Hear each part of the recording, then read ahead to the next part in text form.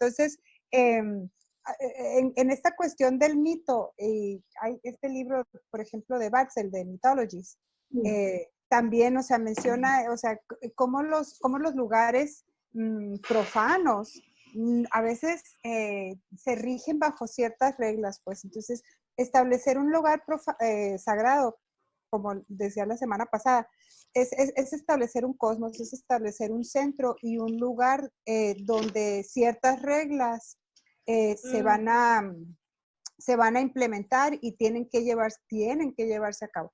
Entonces, era el ejemplo de la mesa, ¿no?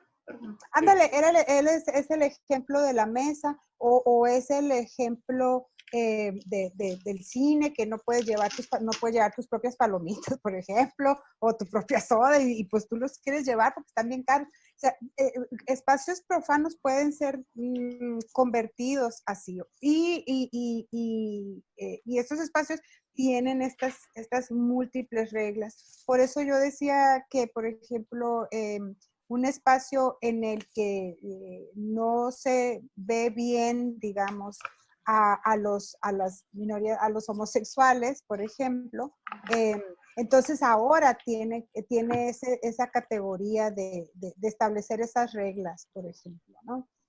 Por lo que decías el otro día, pues no es que tenga que ser una iglesia o que tenga que ser así, o sea, lugares como el gobierno o como o como una escuela, por ejemplo. Una escuela pues puede ser o no ser un lugar sagrado, pero sí lo es cuando él se establecen ciertas reglas, ¿no? Entonces. Sí, decíamos lo del ejemplo de la mesa, ¿no? Que había ciertas convenciones en donde podríamos hablar en este caso de sexualidad, ¿no? O preferencias sexuales, que es lo que estábamos diciendo, algo así. Que podríamos hablarlo si hay ciertas convenciones que dan pauta que se hablen o no, pues, pero al fin es un lugar profano en el sentido en que no es una iglesia o algo así, ¿no? Veíamos algo. Ajá. Pero ¿cuál profano? Si los griegos han oído hablar de Zeus y de Gamínides. Claro. Entonces, ¿cuál profano? Eso era lo sagrado. Lo sagrado y lo profano es lo mismo. Depende de la costumbre. Sí, depende de la época. Sí, claro. ¿Verdad? Sí.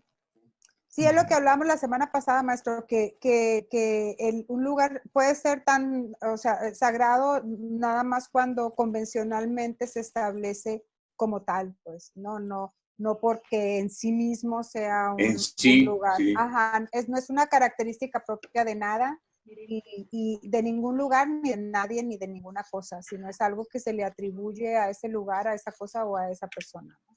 Entonces, sí, es ajá, es una convención. Es una convención. Watchmen, ¿ya vieron la serie? Sí. No, pero estoy leyendo ¿Cuál? Watchmen. Está muy buena.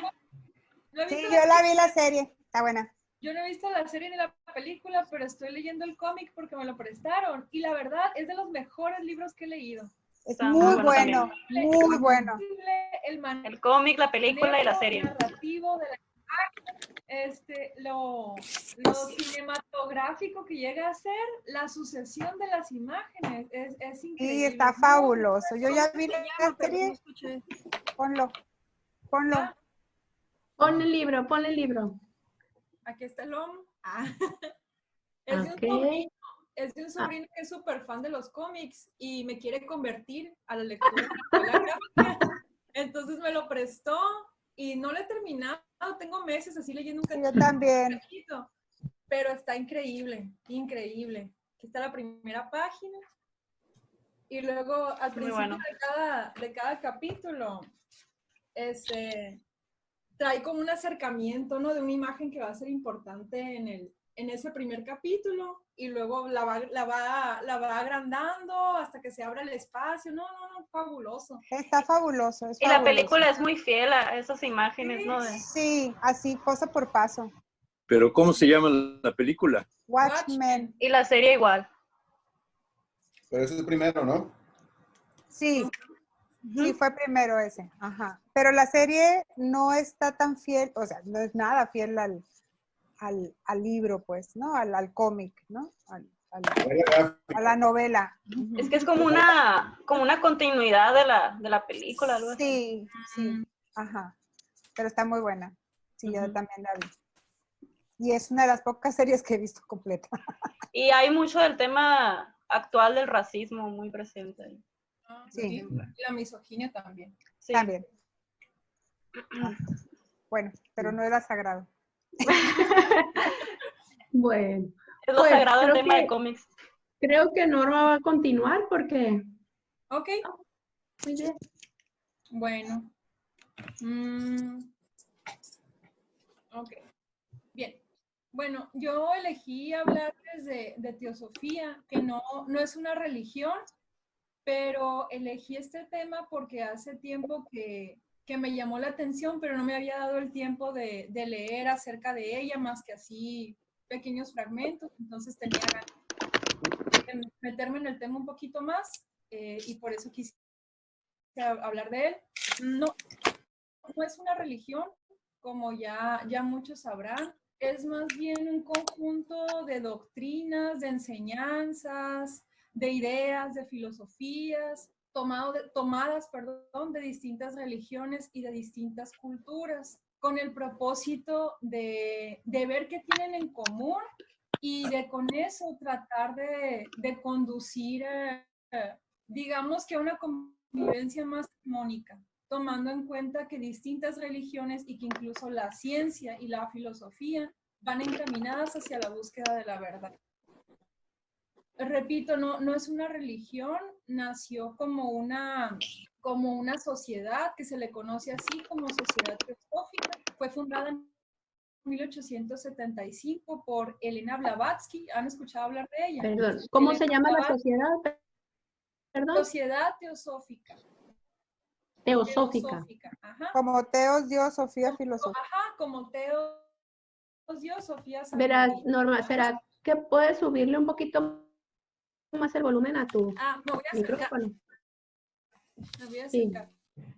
Ok, bien. ¿Ahí me escucho más? Sí. ¿No? Sí. ¿Igual? Sí. Ok, bien. Entonces, fue fundada por esta señora Elena Blavatsky, una rusa que vivió sí en su país, pero después de casarse como que se convenció de que el matrimonio no era lo suyo, que lo que ella quería era buscar la verdad, y estuvo viajando por distintos lugares del mundo, y ella cuenta que en Londres se encontró con un indio, que además es hindú, que la mandó a Estados Unidos, y ahí en Estados Unidos, pues eran los finales del siglo XIX, y estaba en boga el ocultismo y el espiritismo, pero más que nada el espiritismo. Entonces ya en Estados Unidos, ella conoció a un coronel, no recuerdo el apellido, y con él fue con el que fundó esta sociedad teosófica, ¿no? Y se fundó con 3 propósitos. El primero era formar o fomentar un núcleo de fraternidad universal sin distinción de raza, de religión, de clase, de orientación sexual, etc. El segundo propósito es el estudio comparativo de la ciencia, la religión y la filosofía y demostrar en la práctica la importancia de ese estudio. ¿Por qué ciencia, religión y filosofía? Por lo que les comentaba hace rato, porque ellos tienen la idea de que a fin de cuentas las 3 quieren encontrar la verdad. Y el tercer propósito es indagar en las leyes inexplicadas de la naturaleza y los poderes psíquicos del hombre, dicen ellos, ¿no? Bueno, esos son sus 3 propósitos hasta la fecha. Todavía sigue en pie, tienen su sede en la India, en un pueblito que se llama Adyar, en la India, pero también existen sedes en distintos lugares del mundo, ¿no? Hay una en la Ciudad de México también. Y no importa la religión a la que uno sea adepto, de hecho puedes conservar tu religión, pero hacerte parte de esta sociedad con el propósito de estudiar, de profundizar en el tema de religión o en el tema de la naturaleza de la divinidad, etc. Para ver más o menos de qué iba a platicarles, traté de buscar qué respuestas tenían ellos a las preguntas que todas las religiones quieren responder, ¿no? Si existe Dios y qué es, de dónde venimos, cuál es nuestro propósito y qué sucede cuando morimos. Y cómo tenemos que vivir nuestra vida, ¿no? Traté de basarme en esas preguntas. Los teósofos, considerando todas las religiones o las que ellos estudian, sí creen que existe la divinidad. No hablan tal cual de dioses como figuras, pero sí de la divinidad. Ellos creen que la divinidad está en todos los átomos del universo y que se manifiesta a través de la vibración. Entonces, distintas frecuencias de esa vibración, que es el absoluto o la divinidad, crean distintos estados de conciencia y uno de ellos es la materia, ¿no? Entonces sí creen en la divinidad, pero no en figuras de dioses, no en que exista un dios o dioses tal cual, pero no porque esos dioses sean ficticios. Ellos hablan de que los dioses y los distintos credos, no todos, pero sí el hinduismo, el zoroastrismo, el judaísmo, el budismo, lo que contienen son alegorías de verdades universales, de verdades espirituales. Ellos creen que nosotros somos esa misma naturaleza divina que es resultado de la vibración del absoluto y que esa naturaleza divina se ha encarnado para vivir la experiencia humana en un yo que es físico, mental y emocional. Eso somos según los teósofos. Pero como no somos nada más lo que vemos, esto es un poquito más complejo. Y ellos consideran que el ser humano está formado por siete capas o por 7 niveles. No es algo que ellos inventaron, sino que distintas culturas lo han repetido. Entonces, esas 7 capas son el cuerpo físico, que es lo que vemos, el cuerpo etérico, que también es físico, pero no lo podemos ver, las emociones, ahí van 3, la mente concreta, que es la mente que usamos para las cosas de todos los días, manejar, cocinar, bañarse, limpiar, platicar, pero hay también una mente abstracta, que es la que se ocupa de hablar de temas como el que estamos hablando ahorita, o como los que estuvimos hablando en sesiones pasadas, o de hablar de filosofía o atender una clase de matemáticas. Esa mente ya es diferente. Ahí van 5, ¿no? 5 capas. Está también las relaciones de causa-efecto. Perdón, ese es el 5. Relaciones de causa-efecto o el karma, que le dicen en otras religiones. Y el alma individualizada, que es lo que consideramos como alma y que en otras religiones se considera como alma. Y ellos dicen que es una especie de batería que es capaz de integrar las experiencias que vivimos.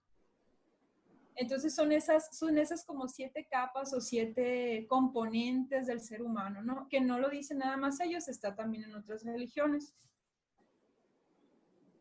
Ellos consideran que el propósito de nuestra vida es buscar la verdad, buscar nuestras potencialidades, porque somos más de lo que vemos y entonces tendríamos que ahondar en todas esas capacidades que tenemos, que emanan de nuestros otros componentes, además del cuerpo, ¿no? Además de la mente, además de las emociones. Sin embargo, ellos no dicen cómo tenemos que vivir.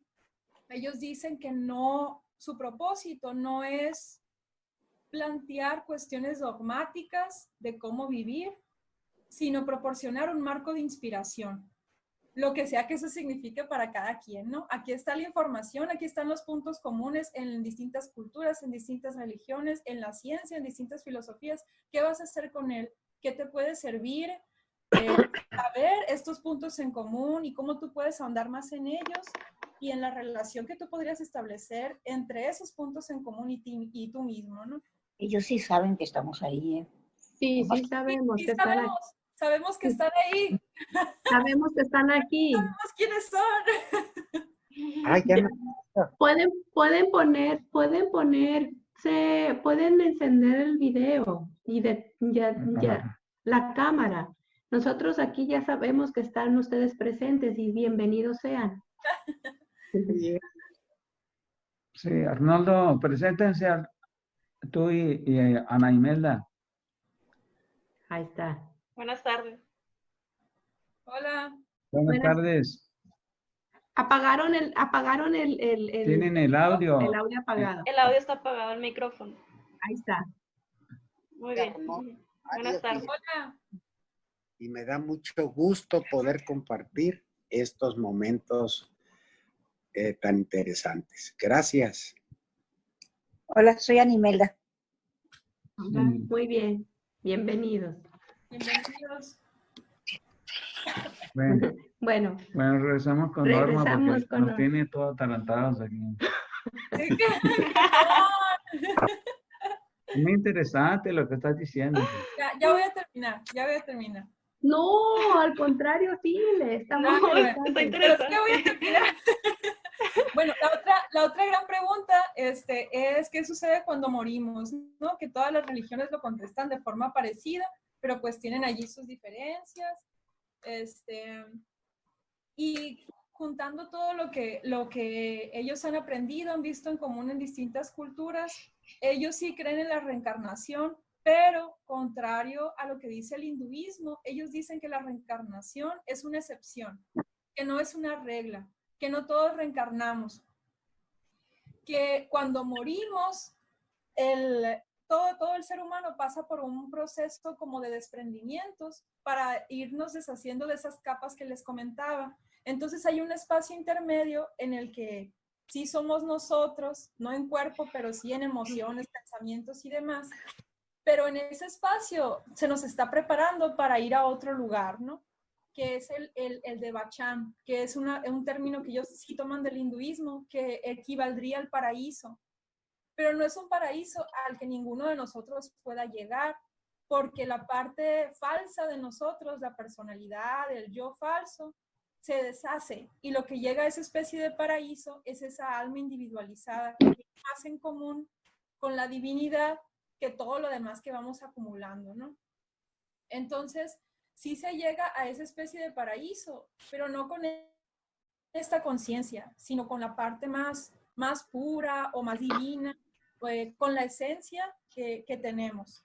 También hablan de una especie de infierno, pero aquí está lo muy interesante, que es que no es que uno vaya allá por hacer cosas malas, no es que si tú, no sé, robaste y te arrepentiste vas a ir, no es así, sino que se supone que hay un espacio que se llama Avicii, está reservado, Avicii, está reservado para quienes en su vida se dedicaron conscientemente a hacer el mal.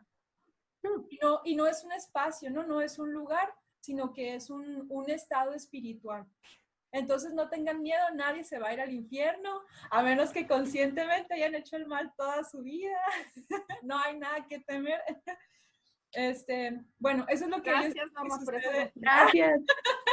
Yo ya sabía que al derechito al cielo. Bueno, hay que estar un rato en esa especie de espano, de sauna para liberarse de todo y ya después pasar.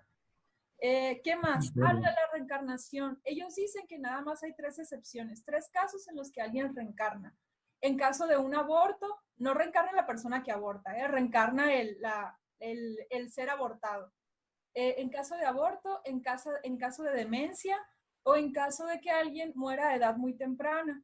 ¿Por qué en esos 3 casos? Porque se supone que el propósito es que el ser vaya desarrollándose, vaya aprendiendo, tome experiencias de esta vida para llevárselas a ese otro lugar, para irlas acumulando y llevárselas a otro lugar que no es lugar, ¿no? Que es un estado de conciencia. Entonces, alguien que fue abortado, alguien que sufrió de demencia y alguien que murió de edad temprana, pues no tuvo chance, ¿no? De desarrollar de vivir, de acumular esas experiencias. Por eso es que reencarna. El hinduismo, por ejemplo, habla de una reencarnación que se puede entender como inmediata, pero ellos dicen que eso no existe, que no hay una reencarnación inmediata. No es que uno muera y inmediatamente en otra vida aparece en forma de bebé. No, dicen que hay almas que incluso pueden pasar 1000 años sin reencarnarse, o 10 años, o meses, pero todo depende de muchas cosas, ¿no? Otra cosa interesante es que ellos dicen que estos fantasmas de los que llegamos a hablar, o esos espíritus con los que los espiritistas dicen que se comunican, que no es cierto, que no es que sea la persona, porque todo eso es como una sombra de la persona que fue. Si la persona muere y se va desprendiendo de esas capas, ya quien llega aquí supuestamente a hablar contigo o asustarte, no es la persona, es una especie de sombra. Dicen que en algunos casos muy específicos, las sesiones espiritistas sí son reales en el sentido de que sí es el ser el que se comunica contigo, pero que no todos los seres pueden llegar a comunicarse con los vivos o a asustarte o a lo que sea, que esa capacidad de regresar y de presentarse depende de muchas cosas, de la relación con la tierra que esa persona haya tenido, de los asuntos pendientes, como escuchamos a veces en las historias de terror o en las historias orales entre nosotros mismos, ¿no? Entonces, que no es cierto que haya fantasmas por ahí todo el tiempo, que depende mucho de cómo la persona haya vivido y de la relación que tiene todavía con este mundo.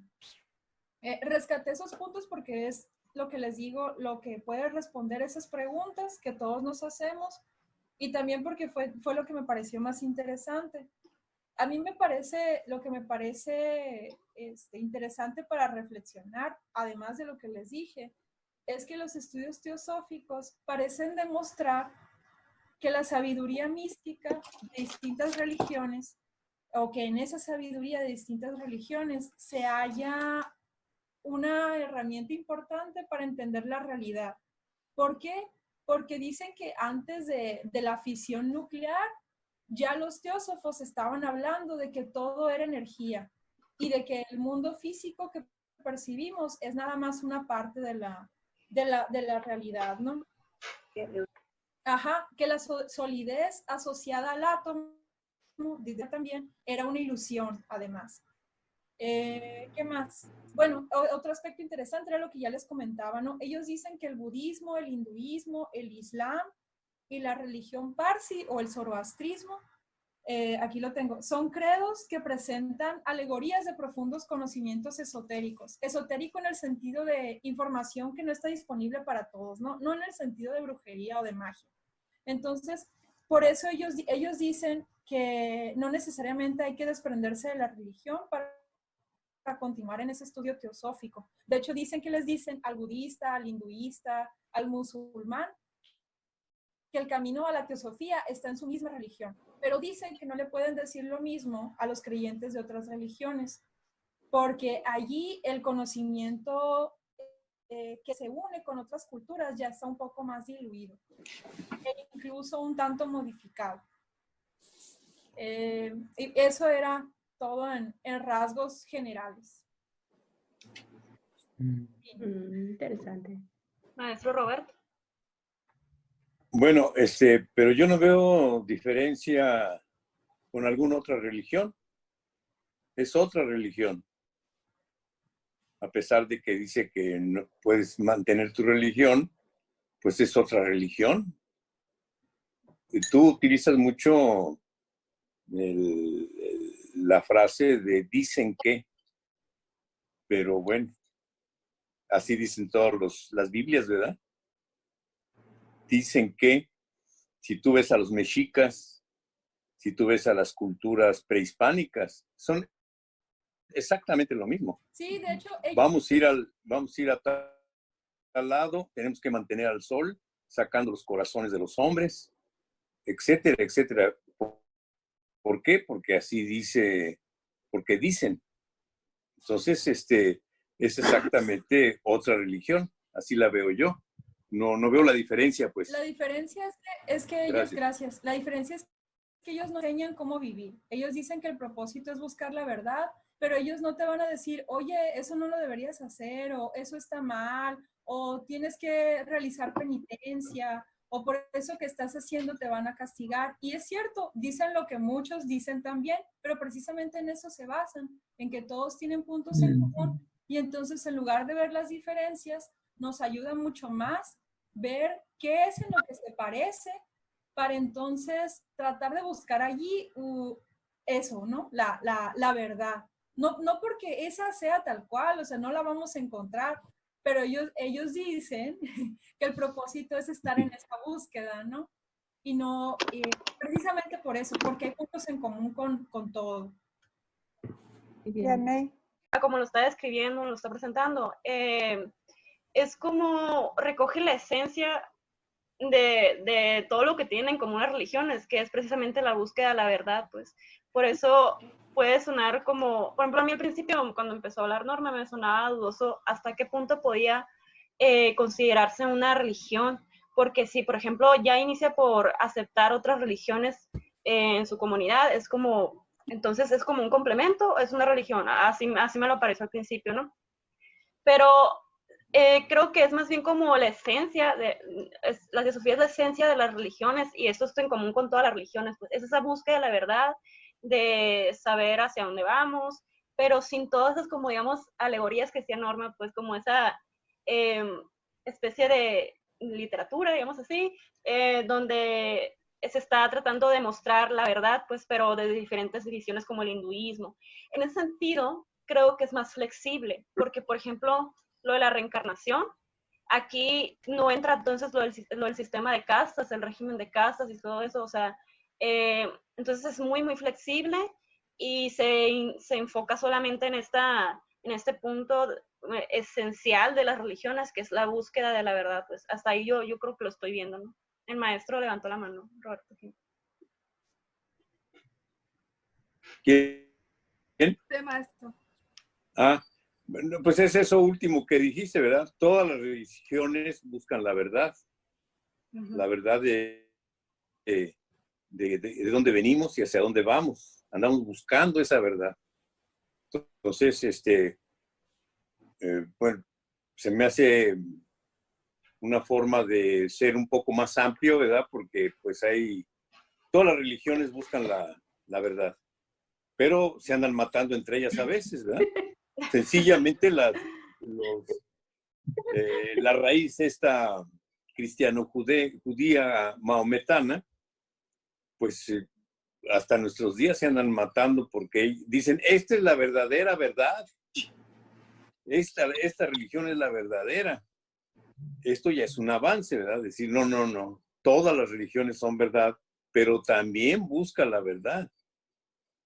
Bueno, hasta Comte, Auguste Comte, se han oído hablar de él, un filósofo francés, dijo que la verdadera religión es la ciencia y hay que rezarle a la ciencia y hay que hacerle templos a la ciencia. Bueno, 1800. ¿No? Pues sí, porque hace toda una clasificación de las ciencias y dice que esa es la verdadera ciencia porque busca la verdad a través de la ciencia, no a través de mitos. Pero bueno, eso es de 1850, no es tan nuevo. Luego dio origen al positivismo y ya se degeneró la cosa, pero se lo tomaba muy en serio el maestro Auguste Comte. Entonces todos buscamos la verdad. Y eso podríamos decir, pues entonces todos son ciencia, todos son religiones, inclusive la ciencia, ¿verdad? Pero aquí todos, o sea, la cuestión con los que se andan matando, maestro, pues el hombre, lobo del hombre, ¿no? O sea, el hombre siempre, o sea, no tiene que ser por una religión o por otra. A los hombres les encanta andar matando. Cualquier pretexto es bueno, ¿no? Norma, me llama la atención esta cuestión de que llamas de la demencia, ¿no? O sea, los dementes, las personas con alguna enfermedad mental, me puedo imaginar, son las que no, iban a reencarnar, ¿no? Porque no habían tenido esta capacidad de ser, ¿no? Entonces, qué curiosa esta visión de la imposibilidad de obtener un conocimiento o acceso a la verdad por una cuestión de enfermedad mental, ¿no? O sea, esa parte es así como que, ¿cómo se dice? Difícil, o sea, nos enfrentamos como en otras ocasiones a este estigma, ¿no? De la enfermedad mental, o sea, en todas las religiones, en todos los grupos sociales el estigma de la enfermedad mental prevalece, ¿no? También. Un sistema axiológico, como que aquí están las cosas y entonces hagan lo que ustedes quieran. una religión tiene ese aspecto filosófico, ¿no? Ético de lo bueno y lo malo. Ujú. Es muy difícil que alguien dijera, pues, no sé, lo que tú quieras, ¿no? Um, ese aspecto me parece una carencia muy fuerte. ¿Cómo la ves a ese respecto, Norma? Ok, hasta donde vi, ellos dicen que no enseñan cómo vivir, ¿no? Así como lo dije, porque no es su intención decirle a los demás que está bien o que está mal. Sin embargo, es un poco como cuando a uno le dicen, oye, eso que estás haciendo puede hacer daño, o te puedes hacer daño a ti mismo, pero pues tú sabes, ¿no? Como diciendo, hacer daño está mal, entre paréntesis, y eso te va a hacer daño a ti, pero tú decides. Así lo vi, ¿no? Como diciendo, esto podría hacerte daño a ti mismo, esto podría hacerle daño a otro, pero a fin de cuentas tú decides. Entonces, es una carencia grande, podríamos decir, para una religión, pero ellos mismos no se mencionan a sí mismos como una religión, sino como un grupo que tiene como propósito estudiar. Ya que uno se mete un poco más, ellos dicen que el propósito de que el ser humano crezca en su vida, busque la verdad, aprenda, explore sus capacidades, el propósito de todo eso es que llegue un momento en que la sociedad se realice, o sea, sea un conjunto de individuos realizados que puedan relacionarse de forma armónica con la naturaleza. Entonces, ese es un propósito que ellos plantean, después de que cada quien se realice y encuentre la verdad a su manera, ¿no? Por ahí en un artículo de Blavatsky dice, el propósito es buscar la verdad y poco importa que alguien la encuentre en una cuna o en un pozo. Así muy, muy fuerte, ¿no? Pero ya en conferencias más modernas, vi un pedacito de una que fue el 2017, el maestro que presenta ahí la conferencia dice eso, que el propósito es que el ser humano se realice para que pueda relacionarse de forma armónica con la naturaleza. Entonces yo creo que ya en ese propósito ya hay una ética. A lo mejor no te dicen así te tienes que portar y esto está bien y esto está mal, pero si el propósito es relacionarte de forma armónica con la naturaleza, tendrías que cuidarte a ti mismo, cuidar a los demás, cuidar la naturaleza, tratar de comprender lo que te rodea para ver de qué forma puedes hacer el bien. Entonces, así la vi yo. Claro que vi por encima, ¿no? Y que hay mucho que no he leído, hay mucho que no sé, pero hasta ahí es en donde yo vi. Yo creo que eso de vivir armónicamente con la naturaleza es una imagen falsa, porque no hay mucha hermandad entre los animales que digamos, ni en el mar, ni en la tierra, ni en el aire. Allí el más fuerte se come al débil. Uno cree que la naturaleza es una cosa muy bonita, espléndida, romántica, idílica, no sé, no, pero no, de la naturaleza no podemos copiar valores. La armonía pues, se da en otro nivel, pero en cuanto a individuos, ¿no? Para sobrevivir, pues uno tiene que matar al otro.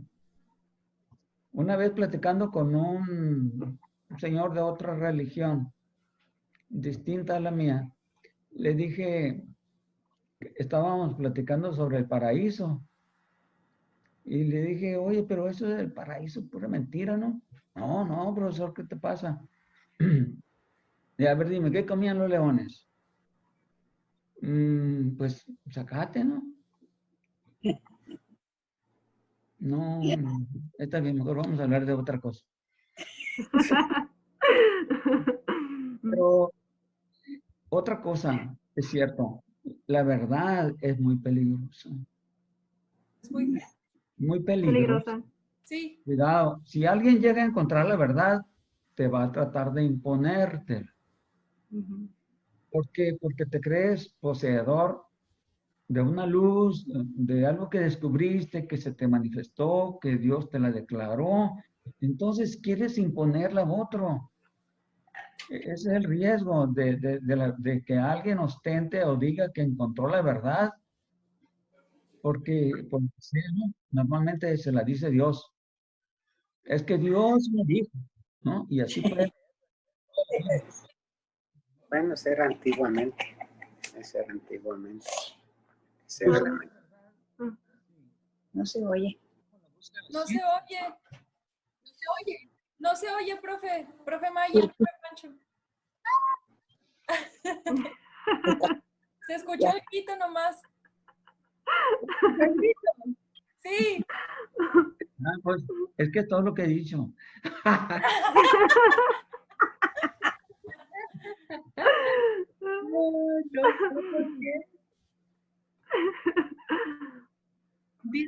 Ya se escucha.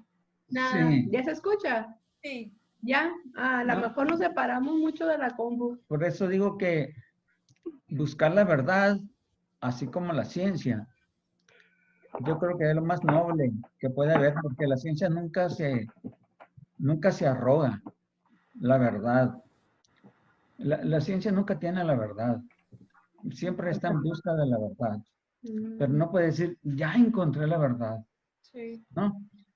Y el caso de las religiones, como decía el profesor Jiménez, es que el judaísmo dice que tiene la religión, dice que tiene la verdad. Y el cristianismo igual. Y el islam igual. Entonces, hay que matar a todos los que no crean como nosotros, pues. Y eso sucede no nada más en religión, casi con cualquier ideología. Disculpa por extenderme, Norma. ¿Tienes algún comentario para lo que dije? Aparte del grito. No se preocupe. Qué bueno que menciona esto de la verdad, porque yo creo que, pues que es por lo que nos peleamos muchas veces, ¿no? Y no nada más cuando hablamos de religión. Si estamos en un círculo donde hay personas con distintas creencias y cada quien está seguro de que la suya es verdadera y el otro está mal, siempre va a haber peleas, ¿no? Pero incluso fuera de ese tema, si uno es así muy soberbio o muy orgulloso, pues tampoco nunca deja que nadie lo gane, ¿no? Y el otro está mal y yo por qué voy a cambiar si tú estás mal, ¿no? Al punto de que hay gente que cuando se da cuenta que el otro tiene un puntito de razón, con más ganas sigue peleando, ¿no? Entonces sí, es cierto, es muy peligroso y también en esta cuestión de la religión, también es muy peligroso porque, como usted menciona, profe, pues no nada más uno se engaña, ¿no? Sino que quiere ir por el mundo a engañar a los otros también. Entonces, sí es muy delicado y precisamente hay un pedacito de un artículo de Blavatsky que estaba leyendo que empieza así, hablando con esto de lo peligroso de la verdad, ¿no? Lo voy a leer, es corto. Es un artículo que se llama El faro de lo desconocido. Dice, en un antiguo libro sobre las ciencias ocultas está escrito, y abre una cita, Gupta Vidya, es decir, la ciencia secreta, es un mar atractivo, pero tempestuoso y lleno de escollos. El navegante que se arriesga a surcarlo, si no es sabio y muy versado, será devorado, naufragando en uno de los millares de escollos submarinos. Grandes olas zafirinas, rubíes y esmeraldinas, hermosas y misteriosas lo vencerán, listas a extraviar al viajero hacia otras luces innumerables que brillan en toda dirección. Mas estas son fatuas, iluminadas por los hijos de Kalilla, que es una especie de demonio en la India, ¿no? A fin de destruir a los que están sedientos de vida. Faustos son los que no ponen atención a estos falsos engañadores, y más faustos aún, quienes jamás pierden de vista el verdadero faro, cuya llama eterna arde en soledad en las anfractuosidades del agua de la ciencia sagrada. Entonces es esto de que es cierto, la verdad está ahí, pero no la podemos alcanzar, y bueno, si tú te avientas a buscarla, pues hay muchos peligros, ¿no? A lo mejor en el camino pues no te va bien porque encuentras un punto de dirección y tú crees que estás acá, pero en el camino hay un montón de distractores, ¿no? Distintos engañadores que te pueden llevar por otro lugar y pues a lo mejor terminas muy mal. Entonces, me llamó la atención eso también, ¿no? Que hay incluso una advertencia, que hay una insistencia en buscar la verdad, pero también está la atención en ese punto en que no necesariamente te va a ir bien, pues la espiritualidad no es un camino en el que, ay, me voy a sentir muy bien conmigo y voy a ser muy feliz ahorita ya porque estoy hablando con Dios.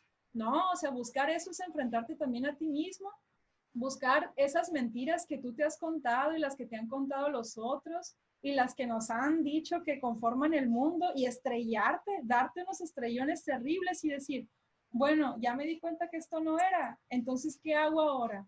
¿Qué me voy a plantear, no? ¿Cómo voy a vivir? Si ya me di cuenta que todo esto es mentira, entonces no, no es cierto. No es cierto que meditar es nada más tener paz, ¿no? Hay que darse unos estrellones primero. Y es si una de construcción, ¿no? Claro, sí. Y sí, sí es muy delicado, muy peligroso. Yo me acuerdo que en la adolescencia así me pegó una rachita como a los 16, que empecé a leer un poco de esto, ¿no? De la personalidad falsa y de cómo no es cierto que tú eres muy único y muy especial, sino que te has hecho conforme a lo que has vivido. Y es algo muy simple, pues que todos sabemos. Pero a mí me pegó mucho y como que me creí las cosas que me encontré en ese libro. Y luego por allá a los 20 dije, ah, no, no era así. Y entonces uno va así, ¿no? Como creyendo que ya encontró lo que era, pero no es cierto, uno nunca termina de encontrar y hay que seguir buscando y siempre estar dispuesto a cambiar de opinión. Y es todo. Creo que la viene. ¿Quién sigue?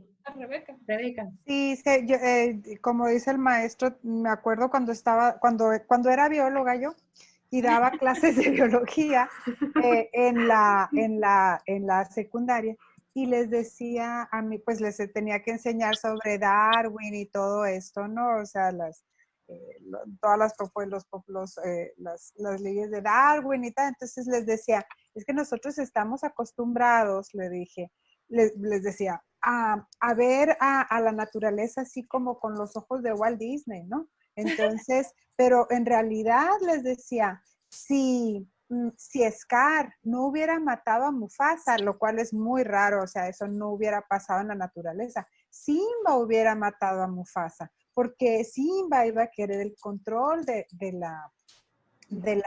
la manada de Mufasa. Entonces, pero claro, les decía, ahí ya no vamos a estar viendo una película de Disney, pero sí tendemos a ver eso, pues, o sea, a romantizar y a decir, ay, la naturaleza es tal y cual, ¿no? O sea, sí es verdad, claro, tenemos que proteger el entorno y todo, ¿no? Pero así vivir, pues como lo hemos hecho, o mejor de lo que lo hemos hecho mejor, pero así como que vamos a ser como los animales que nada más toman lo que necesitan, pues es un poco romántico, ¿no? Entonces, ver las alternativas, claro, ¿no? Pero no romantizar eso, como no tendríamos que romantizar ninguna de las otras ideas, ¿no? Ideologías, religiones, etcétera, etcétera, pues, ¿qué es lo que lleva a estos conflictos, ¿no? O sea, esas tendencias a creer que tenemos precisamente esto, la verdad absoluta en todas las reacciones, en todas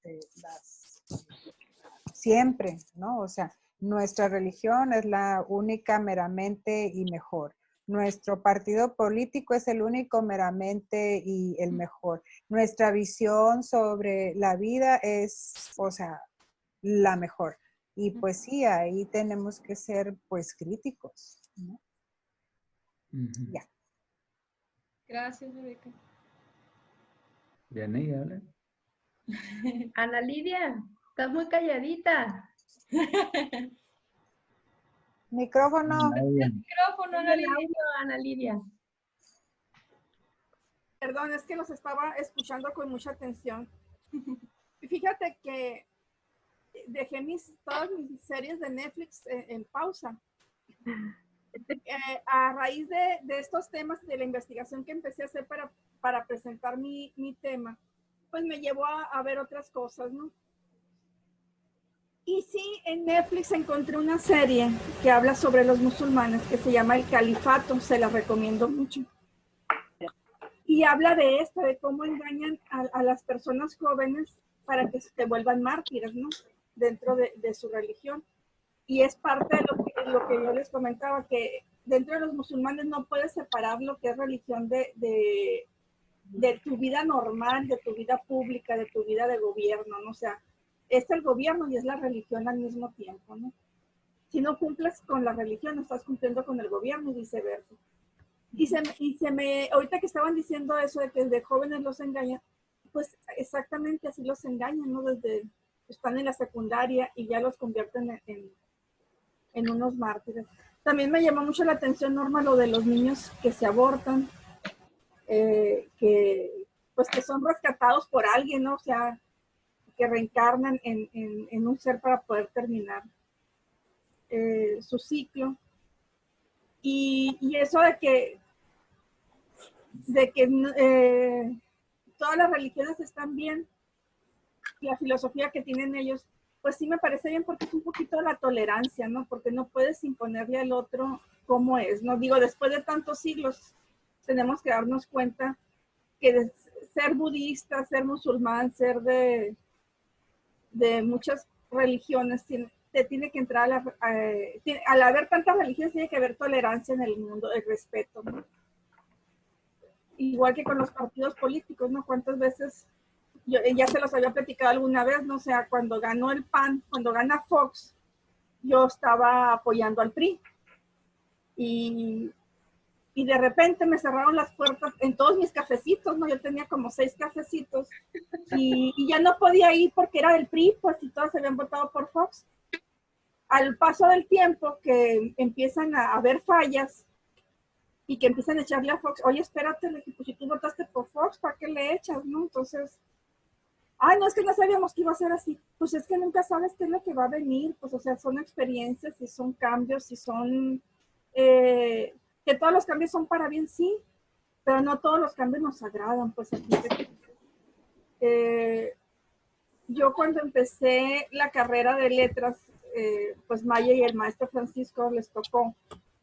Yo ya la comencé grande y me costó mucho porque eran cambios muy fuertes. Pero yo creo que yo no hubiera aguantado la carrera si yo hubiera entrado a los 18 como originalmente lo hubiera querido hacer. O sea, yo no estaba preparada a los 18 para tanta información.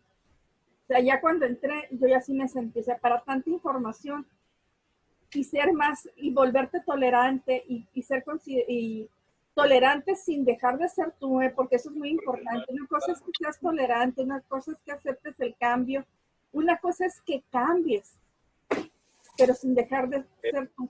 Yo siento que cuando ya dejas de ser tú, cuando dejas tus creencias, tus raíces, por lo que tú crees que estás en este mundo, simplemente porque alguien te dio una clase o simplemente porque viste una película, entonces algo te falló a ti. Eso es lo que yo creo, ¿no? Yo, Viene. ¿se me escucha, verdad? Sí. Me cambié de laptop a celular, por eso no hablaba mucho. Pero bueno, ahorita que comentaba Norma acerca de esto que le pegó en la adolescencia y que yo mencioné de construcción, lo hice también porque estuvo en la adolescencia, pues es normal esa etapa donde te construyes para poder asimilar nuevas cosas, ¿sí? Entonces es muy interesante también eso. También la otra cosita que quería comentar es que a ver, ¿qué tan parecido podría ser la teosofía con el budismo? O sea, porque como a lo que estoy entendiendo y lo que veo, en la teosofía no hay como un dios como tal, ¿no? Entonces, y en el budismo y se persigue también como ese alcance de, digamos, de iluminación, algo así, pero no es como igual otra vez el dios. Entonces, no sé si Norma, podrías decirme más o menos si tienes como una idea de qué tan parecido por eso el budismo, porque está diciendo que no, que ok, acepta ciertas religiones, si tú eres hinduista, si eres budista, puedes entrar aquí, pero no somos el budismo, no somos el hinduismo, o sea, somos una religión diferente. Entonces, ¿qué tan parecido puede ser con el budismo, por ejemplo, que es a donde yo veo que hay como más semejanza?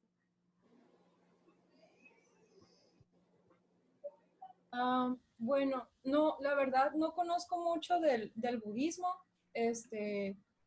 Lo que veo similar es esto que mencionas, Viene, y la falta de que haya una deidad tal cual. Creo que el budismo, bueno, hasta donde sé, el budismo fomenta, ¿no? La meditación como para buscar tu paz interior, ¿no? Entonces yo creo que eso es lo que tendría en común, que en la teosofía se considera que la divinidad está en cada ser, no está allá afuera necesariamente, sino que está también en uno mismo, y entonces hay que buscarla en uno mismo. Creo que en eso se parecerían. Hasta donde sé, también el budismo se fomenta y se es vegetariano, ¿no? Se fomenta el vegetarianismo. Creo que sí, ajá, para transitar hacia allá.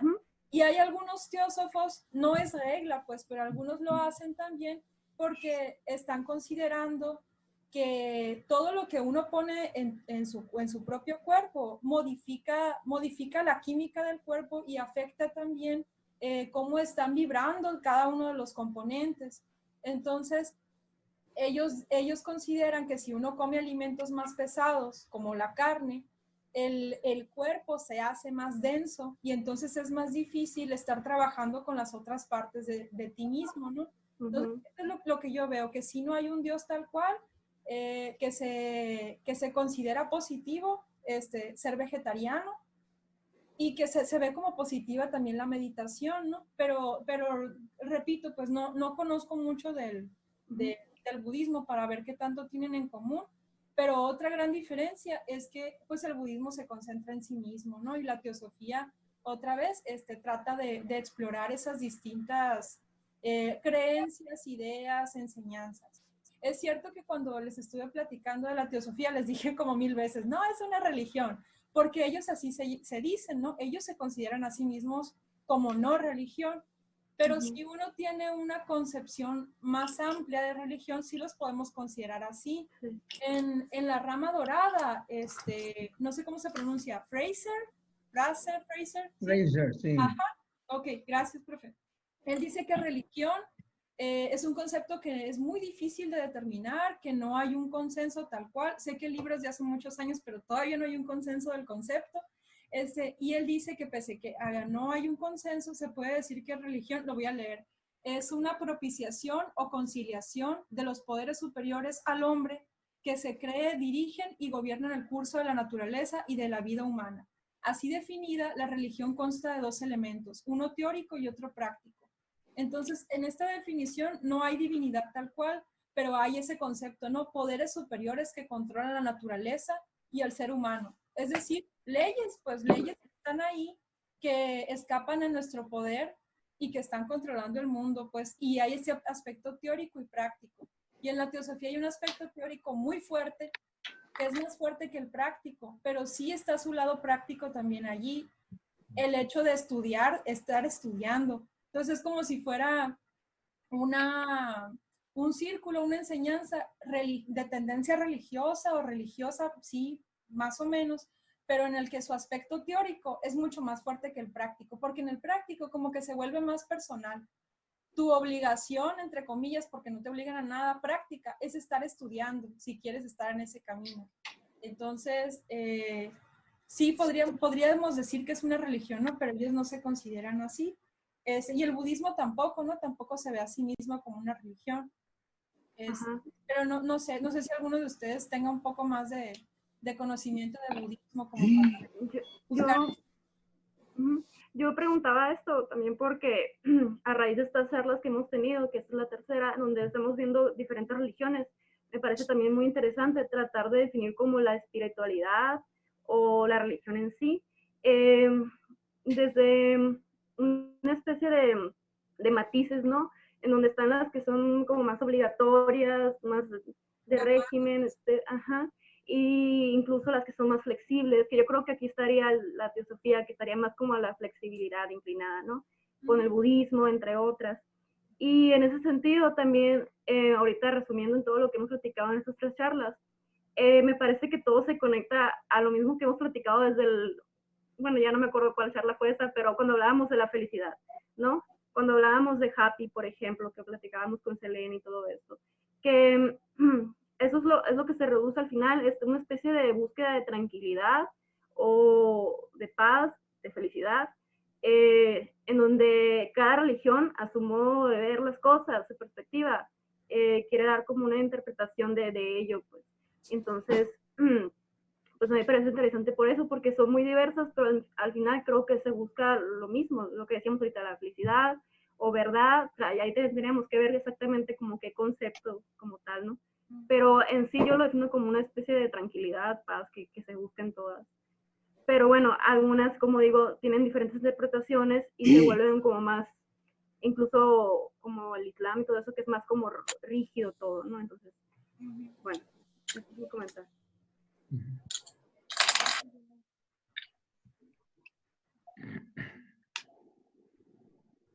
Todos callados. Sí. ¿Qué pasamos a otro punto? Sí. En falta. Si nadie más tiene otro comentario, pues sí podemos pasar a otro, a que exponga el maestro Pancho.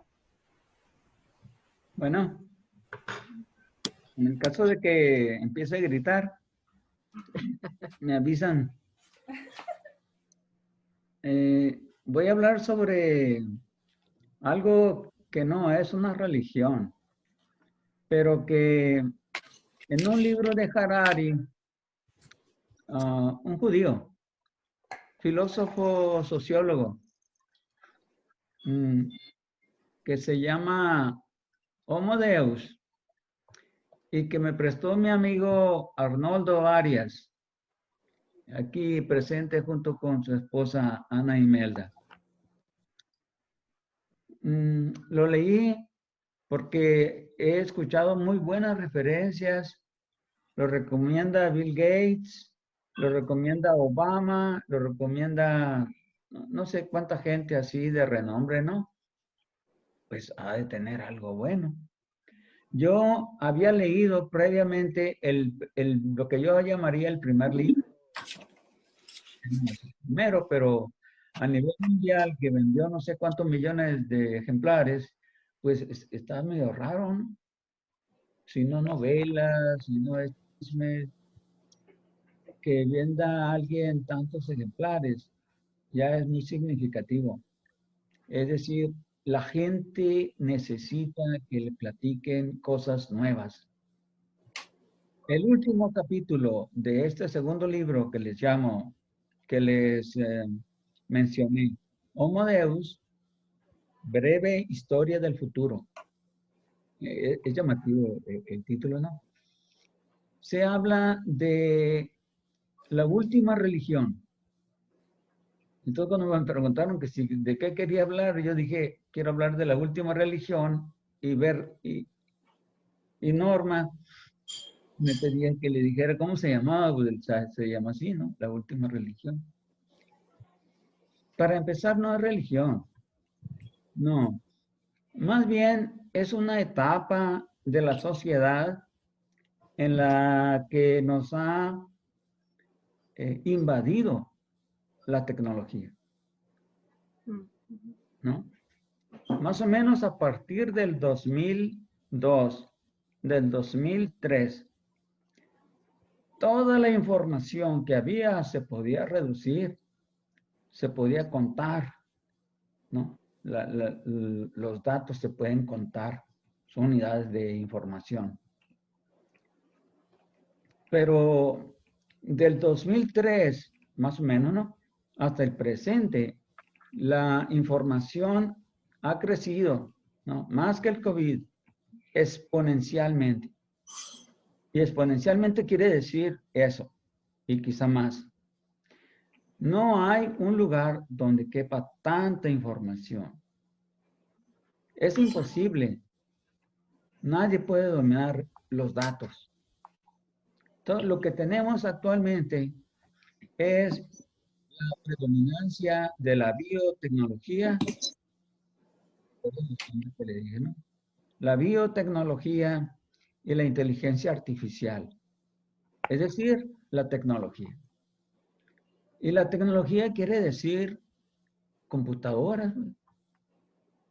Las computadoras trabajan con bits. Los bits son datos. Entonces hay súper millones de datos. ¿Qué va a hacer alguien con tanta información? ¿Para qué la quieres? Entonces, si la tengo almacenada, necesito un instrumento que me ayude a manejarlos y que me proporcione una visión, y esa visión de la realidad o del problema que me esté proporcionando me ayuda a tomar una decisión. Recordarán que había una escalera y esa escalera yo la mencionaba y la enseñaba en la preparatoria, donde era profesor de preparatoria. Decía, una cosa es la información. Enseguida, cuando tú manejas y te apropias de esa información, la conviertes en conocimiento.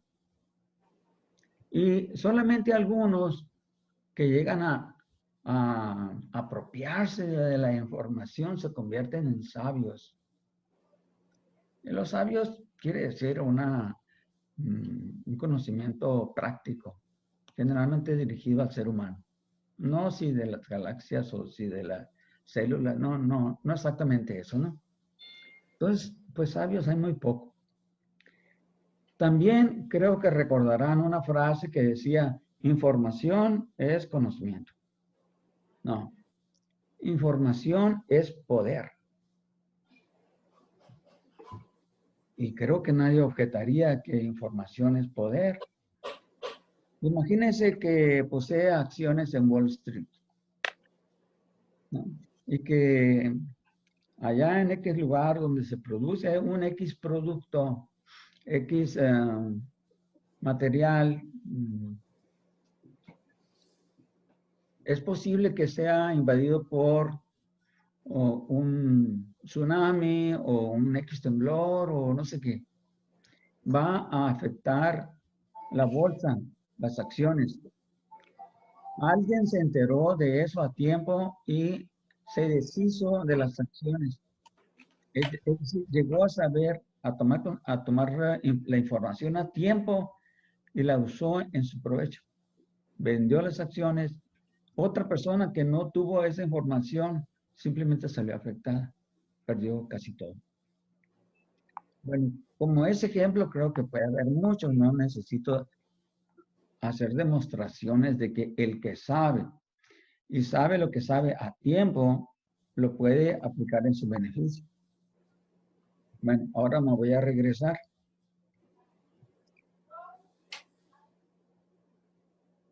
El futuro para nosotros es una novela distópica. El mundo del futuro lo van a manejar las máquinas. Las máquinas van a ser inteligentes. Y no lo digo yo, lo dicen personas conectadas, ¿no? No son profetas, pero advierten del peligro muy, muy cercano de que como el aprendiz de brujo, las computadoras se salgan del control humano. Las máquinas son un instrumento para nosotros. Pues sí, pero las máquinas pueden llegar a ser tan inteligentes como nosotros y manejar la información de tal manera que llegar a saber lo que quiere decir emociones, llegar a saber lo que quiere decir sentimientos. No digo inteligencia, porque parece ser que en ese nivel hay computadoras que pueden ganar al campeón de ajedrez del mundo. Entonces, ¿cómo es que les enseñaron? ¿Cómo es que puede haber una computadora más inteligente, por decirlo así, no? Porque no estoy definiendo inteligencia. Es como cuando aprendemos a hablar.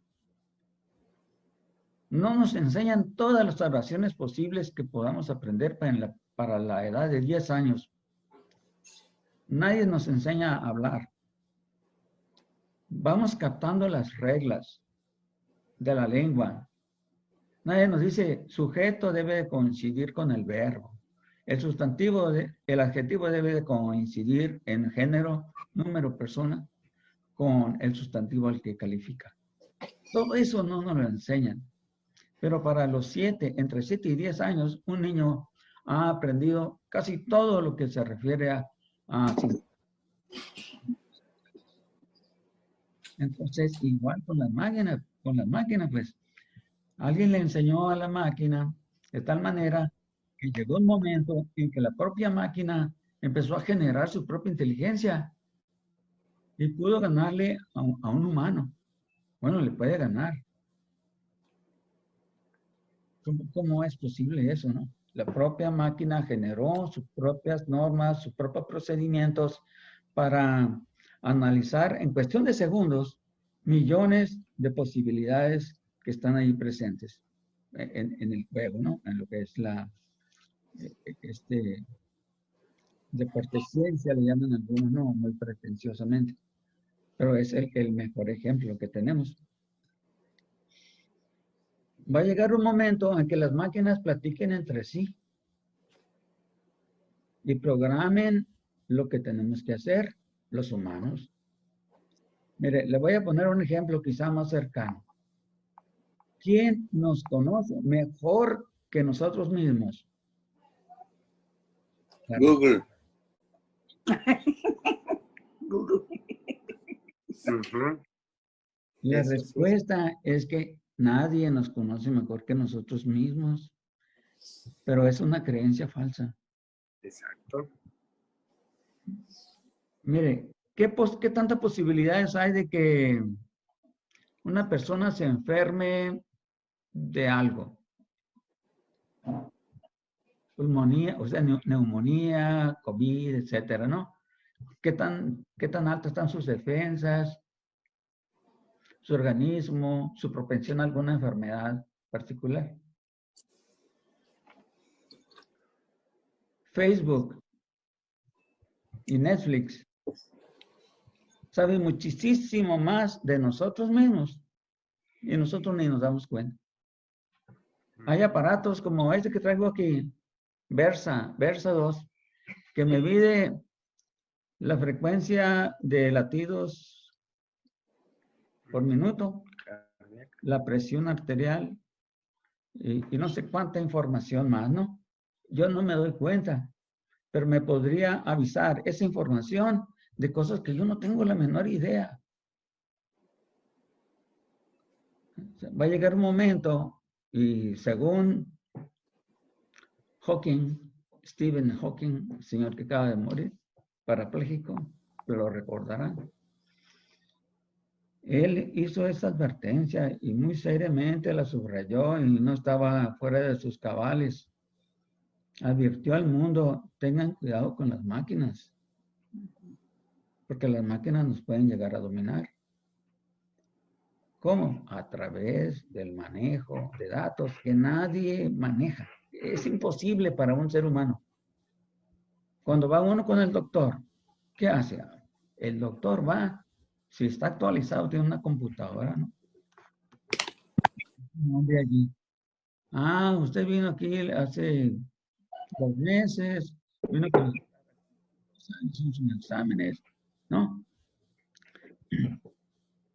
Una máquina, una computadora, le puede dar toda la información actualizada. Entonces, eso es el dataísmo. Son el sinnúmero de datos que se manejan a través de un algoritmo. Un algoritmo es una fórmula, digamos, así en términos sencillos, que me sirven para tomar decisiones. El mismo ser humano es como un chip. Toda la información que está en un ser humano es como un chip y ya está puesta en una máquina. Y es medido, ¿no? Todo se reduce a cuantificación. No es una religión, yo creo que es el progreso, es una de las etapas de la sociedad, de la civilización. Nada más que hay unos que están medio zafados y les da por ir al extremo. Ellos son fanáticos de las máquinas, del hacker, de esta cosa, pues no. No necesitamos ser como ellos para estar dentro de la sociedad manejada por computadoras. Ya estamos allí y el futuro inmediato va a ser muy, muy fuerte. Quizás si cuando vemos las películas distópicas que nos hablan de la sociedad manejada por máquinas, dice uno qué tontería, ¿no? Qué bueno que no es cierto. ¿Quién sabe? Corremos el riesgo. Corremos el riesgo, sí, y es alta la posibilidad. En todo caso, el maestro Jiménez puede aportar mucho más que yo.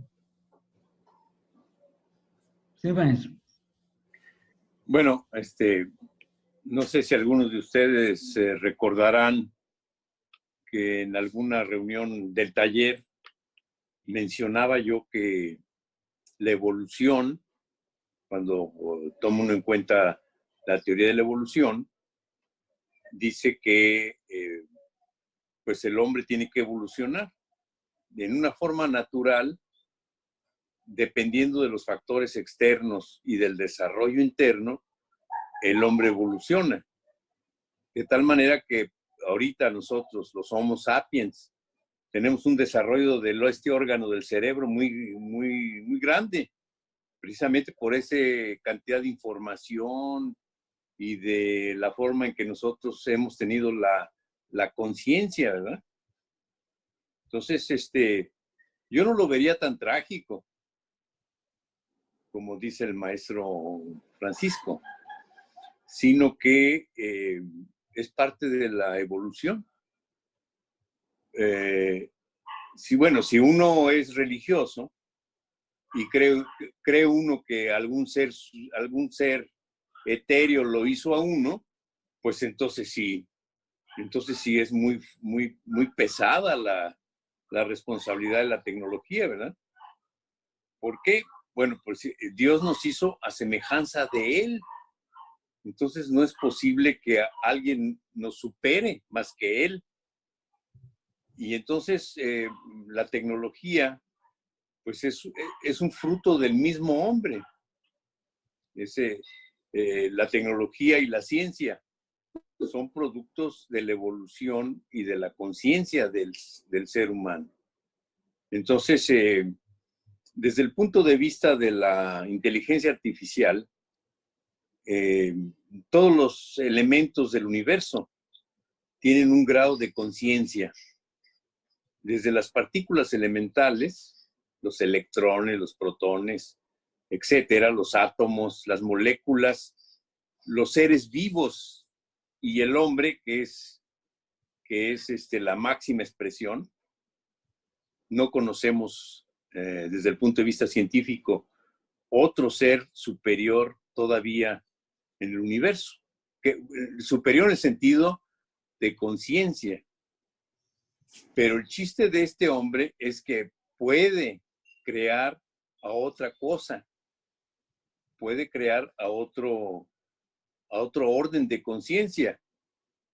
Y ese orden de conciencia es precisamente la cuestión de la tecnología y la ciencia. Porque la tecnología no está sola, ¿verdad? Es producto, interacción de la ciencia, del conocimiento de la realidad. Entonces, no hay que tomarlo tan drásticamente. Es un producto de la evolución natural, en donde no interviene. Aquí lo interesante desde este punto de vista es que el hombre conoce esas leyes de la evolución y las puede manipular. Y antes no, antes la evolución era una cosa natural y ahora la evolución es una cosa artificial. Nosotros conocemos cómo funcionan las máquinas y podemos hacer una máquina superior a nosotros. No hay nada que lo impida. Es una controversia, ¿eh? No está resuelto. Es una controversia a nivel internacional.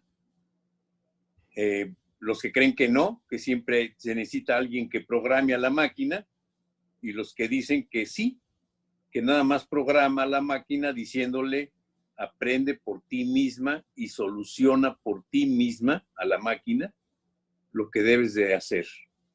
que es lo que nosotros hacemos prácticamente. Entonces, puede ser un producto de la evolución. Eso no quiere decir que no ocurra una catástrofe. Pudiera ser que las máquinas, esa evolución, desaparezcan al ser humano y que quede en ellas una inteligencia superior, una conciencia superior, manejando las leyes del universo, conociendo las leyes del universo. Desgraciadamente aquí no interviene ningún Dios. Es nada más el ser humano y su evolución. Pero pudiera ocurrir una catástrofe, no quiere decir que todo va a ir bonito, color de rosa. Pudiera ser que se colapsara esto y que se destruyera y que se acabara la conciencia, porque el humano pues ya estaría destruido de antemano por las máquinas. Y se acabó. Pero ya vendrá otro mundo donde surjan estas leyes de la evolución y también hagan otra prueba, otro intento y funcione mejor. Así es que, pues no hay que ver tan catastrófico esto, yo creo, ¿no? En mi punto de vista. Gracias, maestro. Gracias. Viene. La viene. Sí, mi comentario, de hecho, iba unido a los últimos comentarios del maestro Pancho y el maestro Roberto. Sí, o sea, yo creo que la evolución sí trae un poquito sus riesgos. Y no, creo que no todo depende de, o sea, más bien todo depende de la responsabilidad del manejo de estas evoluciones, digamos así. Como decía el maestro Roberto, tenemos esta evolución biológica, natural, del cuerpo, del cerebro, pero incluso ahí en el cerebro tenemos tener responsabilidad de lo que pensamos, de a qué le damos atención, de qué a qué no. De ahí vienen muchos trastornos, ¿no? de mentales, ansiedad, depresión, personalidad, etcétera. Pero si ese tipo de evolución ahora lo trasladamos a las tecnologías, creo que también hay que tener responsabilidad por el manejo de esas tecnologías. Nos esforzamos mucho en crear, en evolucionar, pero no tanto en saber cómo manejar eso que estamos creando. Entonces, ahí no sé si han visto, yo creo que sí, la película de Her. ¿Sí la han visto? No la vi. Es igual, qué bueno para no dar muchos spoilers, pero bueno, el punto es que... ¿La verdad? Mande. Fue premiada hace unos 2 años o 3. Sí, es en 2013. Ganó un Oscar, ¿verdad? Sí, es de 2013. Y bueno, aquí se da un futuro, un posible futuro, en donde hay un sistema operativo que se está vendiendo así como tipo Google, una cosa así, pero es un sistema operativo que sabe mucho sobre ti para facilitarte la vida. Entonces, agenda tus reuniones, clasifica tus fotografías, tus contactos, bla, bla, bla, muchas cosas. Pero también, o sea, en ese punto de saber tanto de ti, y ahorita es lo de la conciencia que manejaba el maestro Roberto, se va a desarrollar una conciencia del sistema operativo que provoca que quiera ser un ser humano. O sea, no se da como un tipo de película de Yo Robot, por ejemplo, pero sí es como esta necesidad de la conciencia operativa, porque nunca se ve un robot como tal, sino es un sistema que te habla todos los días, buenos días, buenas tardes, qué vamos a hacer hoy, etc. Entonces, este sistema operativo quiere ser humano porque el dueño, un hombre que contrasta el sistema, le cuenta mucho sobre su vida o ni siquiera tiene que contarle, pues ya todos sus datos están en la red, en la nube. El caso es que el sistema operativo y él se empiezan a enamorar y está una especie de relación así como del futuro, ¿no? Está muy buena para si igual lo podemos ver luego. Bueno, el punto de aquí es que... ¿Cómo? ¿Cómo se llama? Her. H-E-R. Ok, gracias. El punto de esto es que de nuevo está esta responsabilidad del manejo. Y yo siento que estamos en el punto como el protagonista, en que le empieza a contar todas sus cosas. Así estamos nosotros ahorita con las computadoras, con las aplicaciones. Estamos contando todo, pero no más que no nos damos cuenta, pues como dice el maestro Pancho. Entonces, más que preocuparnos por crear, por evolucionar, yo creo que ya deberíamos poner más atención al manejo de lo que hemos creado y de lo que estamos creando actualmente. La maestra May. Bueno, yo estoy de acuerdo en el sentido de que estamos evolucionando junto con las máquinas. Nosotros, los seres humanos, hacemos como un acople entre el humano y la máquina. Pero también estoy de acuerdo en que la máquina siempre va a tener que depender de la inteligencia del hombre.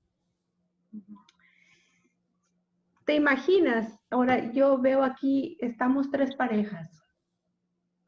Muchas veces las parejas no se entienden porque uno amanece medio extraño, ¿verdad? Y no sabe, el individuo uno a veces no sabe ni por qué estás actuando como estás actuando. Mucho menos el otro, ¿verdad? Amanece así todo confundido. Entonces, yo no sé hasta qué momento las máquinas nos van a entender completamente a los humanos como seres humanos. Si el humano a veces no llega a comprenderse a sí mismo, si no estuviéramos aquí reflexionando sobre las posibilidades de nuestro propio pensamiento y de las posibles religiones y de lo que le da sentido a la vida. En este momento en el que estamos guardados y no estamos ahorita platicando en persona, tomándonos un HB o un refresco entre tequilita, ¿por qué? Porque hay algo que el humano no ha podido dominar en cuanto a tecnología. Y la tecnología o los datos que se tienen con respecto a ese bicho, o una de dos, o los datos están siendo utilizados para manipular a la humanidad, que ya lo tratamos al inicio de estas tertulias, o realmente no se sabe cómo manejar a este virus. O el ser humano va a tener que aprender a convivir con el virus. Si hasta la fecha, desde la época de los 80, en que surgió, por ejemplo, el HIV, hasta la fecha no hay vacuna. No hay vacuna. Entonces estamos hablando más de 30 años, o casi 40 años más, en el que ese virus no ha sido dominado por una vacuna. Entonces, los datos que hay de lo que se está generando ahorita como información, ¿de qué manera nos van a dominar a nosotros? O cómo nosotros lo vamos a poder manejar. Entonces, a lo que voy es que sí hay una serie de datos que están siendo utilizados por los controladores de las comunicaciones y que a donde vayamos con nuestro celular nos van siguiendo.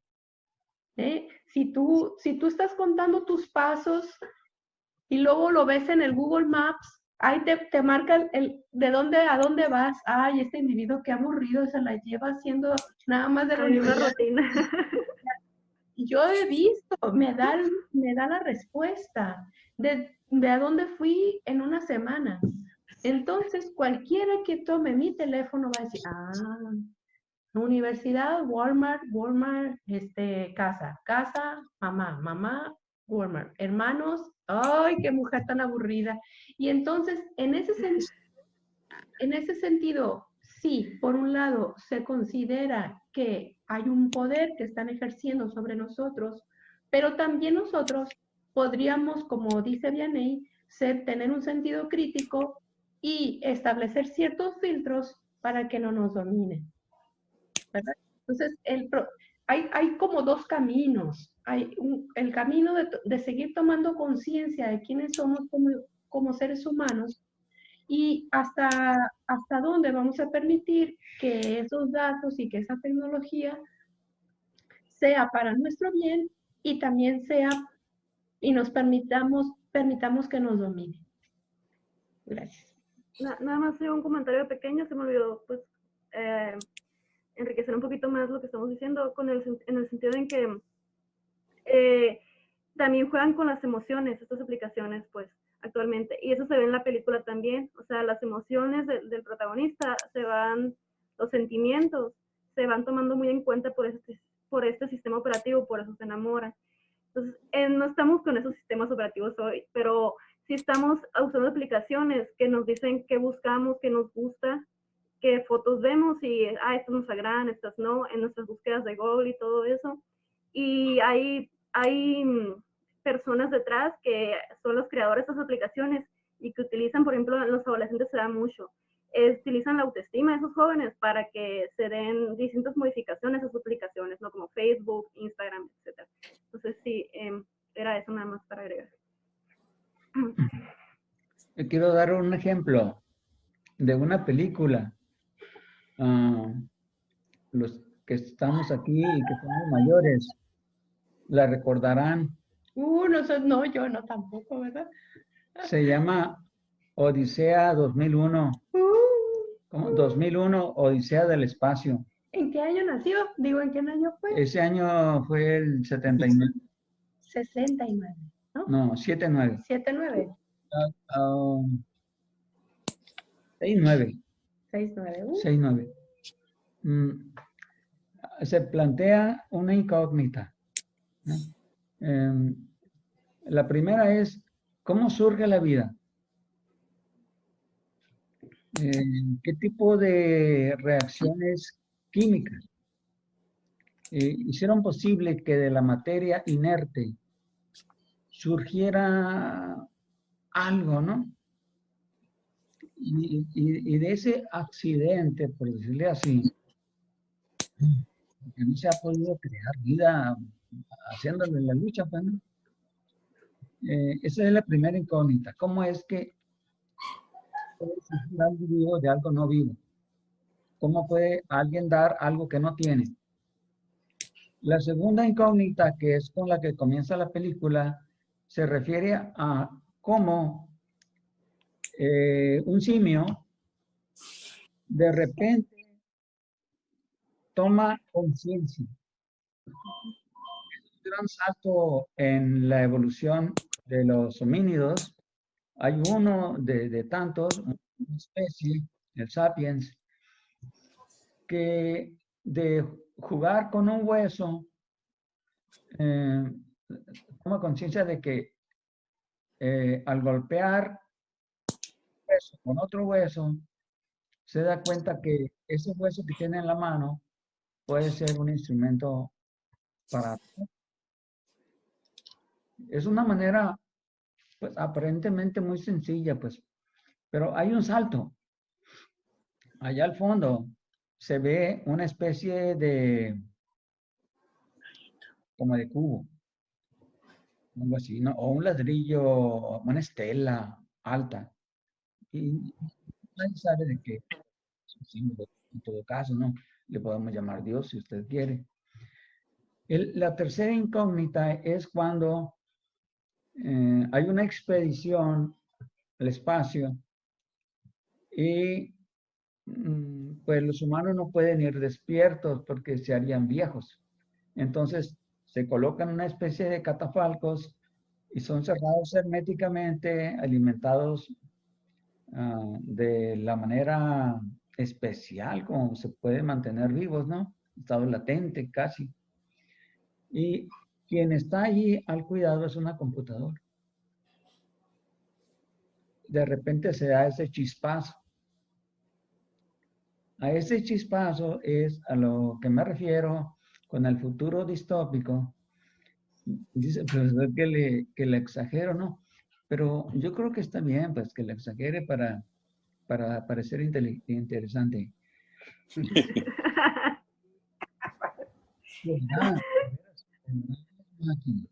En un futuro no distante, llegar a invertir la relación hombre-máquina y que sean ahora ellas la corona de la evolución y nosotros simplemente un escalón más donde incluso podamos ser. Hay que advertir sobre eso. Han dicho algunos. Se va el audio, creo. Algunos científicos. Maestro, se fue el audio. ¿Podamos ser qué? Yo creo que podemos, debemos tener cuidado, temor, precaución de que esto pueda ocurrir. O sea, no podemos estar seguros de que no, las máquinas siempre estarán al servicio del ser humano. Eso no lo podemos apostar, porque como decía el profesor Roberto, puede ocurrir efectivamente una catástrofe, algo que no se tenía idea, que se creía que era súper remoto, pues se dan las casualidades. De eso trata la consecuencia del dataísmo, de la superioridad de las máquinas y que nos rebasen en inteligencia, que parece ser que es lo más débil del ser humano cuando hablamos con las computadoras. Pero las computadoras usan datos, todo lo que usan son datos, son bits. Y pueden incluso reproducir emociones, sentimientos. Un punto flaco allí es el de la conciencia. De eso no se trata, no se aborda. Hay un gurú en Silicon Valley que se llama Raymond Kurzweil. Escribió un libro, El futuro está cerca. Hicieron película en el 2010. 2010 por allí, ¿no? Yo la busqué en Netflix y en otras fuentes, pero no la encontré. Creo que no fue muy popular.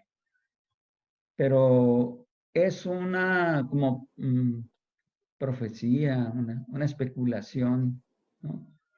¿Qué puede pasar en el caso de que ocurriera esa casualidad? Hasta ahí.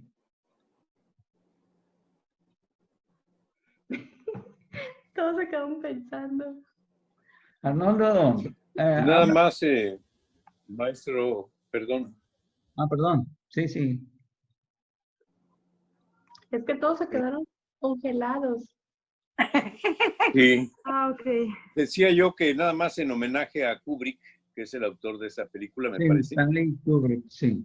Y el homínido o el changuito, ¿verdad? Que éramos antes, con ese hueso lo lanza hacia arriba y ese hueso dando vueltas y se convierte en la nave interplanetaria donde desarrolla después la historia. Es una secuencia hermosísima, ¿no? Entonces, nada más para darle ese enlace, ¿no? Y bueno, nada más decir que si vemos la clasificación de la evolución en torno a la conciencia, pues insisto, nada nos impide a crear algo, llámenle máquina, que tenga una conciencia superior a la nuestra, ¿verdad? Que no solamente sea como nosotros, sino que sea superior a nosotros. Y no es que trate yo no lo veo como que ellos van a decir, vamos a destruir al hombre, ¿no? Sino simplemente ellos en ese caso, en que se lograra eso, ellos nos van a suplir. Como nosotros suplimos a Cromañón y a Nardental y a todos los demás que nos antecedieron, ¿verdad? Desde que veníamos de África, según la teoría de la evolución, porque si hablamos ya de religión ya es otra cosa. Gracias. Sí. ¿Y Imelda? ¿Sí? Ana Imelda. Sí, la señora. Sí, Ana Imelda. Viendo por el hombro sapiens. Un pequeño comentario que no sé si tenga punto. Podría en un momento dado alimentar a esas máquinas con datos falsos si empezáramos a ver que nos están supliendo, vaya. Y esto surge de una cosa que acaba de sucederme a mí con la computadora. A mí me encanta jugar los jueguitos de Facebook. Y verdad, hay algunos que me describen muy bien porque sé que están alimentados con mis datos. Sin embargo, últimamente he estado investigando datos médicos. Y hoy entré a un jueguito y me dijo que yo debería de ser enfermera. Si algo no quisiera hacer en este mundo, es ser enfermera. Eso me lleva a pensar, ¿ok? Que todavía tenemos los humanos la capacidad de decir, ya no me conviene estarle dando los datos. Estos, le voy a dar otros. No sé si ustedes le entiendan. Yo sí me entiendo. Muy bien. Sí. Sí, a nosotros, a mí también. Sí. Yo a veces hago eso, Imelda. A mí no me gusta que Facebook me empiece a ofrecer así ropa muy hippie que me encanta. Me la empiezo a ofrecer y digo, ¿por qué? Pues, ¿no? Entonces, de repente, Tentación. ajá, me ofrece cosas que sí me gustan, ¿no? Y le doy que no lo quiero ver porque es irrelevante. Entonces me empiezo a ofrecer ropa diferente y hago lo mismo, no, no me gusta, irrelevante. O me pone algo nuevo que me llamó la atención y le digo, no, visto muchas veces. Porque sí, hay que distraerlos, ¿no? Que no se crean que tienen toda la verdad, hay que engañarlos un poquito. Sí. Todavía tenemos esa capacidad en los humanos de superar en eso a la máquina, creo yo. Pero hay un dilema. Por ejemplo, con el coronavirus. ¿Vas a prohibir que te siga el teléfono? ¿Te puedes contagiar? Si permites que el teléfono te siga, no lo engañas, sino lo permites que te siga, entonces te va a avisar cuando estuviste en contacto con alguien que está contagiado y que tienes que tomar algunas previsiones. Y te informa si se murió o no se murió. Pero si entonces, bajas la aplicación, maestro, ¿verdad? Sí. Si tú está la decides aplicación darle ahí la en tu información, teléfono. exactamente. Exacto. Le das permiso de que te siga donde vayas. De hecho, sin dar el permiso ya te sigue. Google y Facebook ya te siguen. Sí. Y entonces, así es como el gobierno mexicano y todos los gobiernos miden la movilidad. ¿No se han fijado ustedes en las conferencias, si es que las ven algún día, del Gatell? Ahí saca una gráfica en que te dice, en el estado de Sonora se empezaron a mover como locos y entonces subió la infección, ¿cómo se llama? El contagio. La curva. Entonces, ¿ustedes qué preferirían? ¿Que no me siga la máquina o que sí me siga? En las civilizaciones de Europa y de Asia, ahí han aceptado que la sigan. Aquí no, pues ni siquiera tenemos la aplicación, ¿verdad? No nos debemos preocupar tanto. Pero en aquellas civilizaciones que supone que están más adelantadas, dicen sí. Pero ¿qué supone eso? Me van a seguir a dónde voy, pero además, en cierta manera, me pueden controlar. Claro. ¿Verdad? Tienen todos los datos, entonces, como dicen ustedes, saben tus gustos, sabes qué tipo de pornografía ves. Bueno, para los que vemos pornografía, ¿verdad? Saben todo. Entonces, dice uno, ya voy a engañar a la máquina, pero entonces te dicen, bueno, si engañas a la máquina, te arriesgas a morirte. ¿Qué escoges? Me arriesgo. Es un riesgo, sí. Yo me arriesgo. Gracias. Okay. Porque se imaginan, perdón, se imaginan uno de profesor en el aula con 40 chamacos. Ahora que estamos en esta fase y que hay tecnología para saber si tienes calentura, si tienes fiebre, etcétera.